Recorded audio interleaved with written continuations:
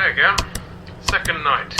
Hope you've gotten used to your job by now, pressing buttons on a phone. You'll have trouble finding a job that actually requires you to be on one of those. Anyway, I expect efficient use of that phone, Kip. Oh, and I'll let you know now, don't start slacking off. I'm paying attention. After your first week is done, I'll be doing a review of your progress to see if you are fit to continue or not. If you do your job especially well, I might even give you a bonus. But I guess there isn't even that much for you to do. I know I haven't given you much to work with just yet, as this is just the test run. But there is something for you to do in case you get bored, I suppose. Since, well, I'm not going to treat you like those robots behind you.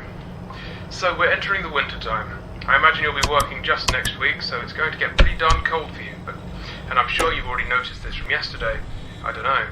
I have given you access to the ventilation system, which means you should be able to turn on the heating grids once in a while to warm up the place. They'll stay on for about a minute probably, but that's long enough, right?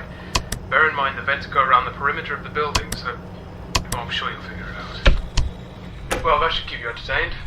God, I hope you're as easily pleased as I am. That's all for tonight. Oh, wait, now it's your time to talk. Here you go.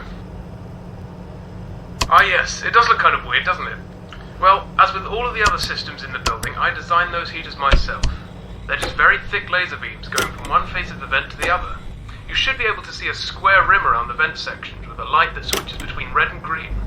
That rim is what keeps the lasers stable. When they're on, the lasers heat up the air that's constantly going around the vent system.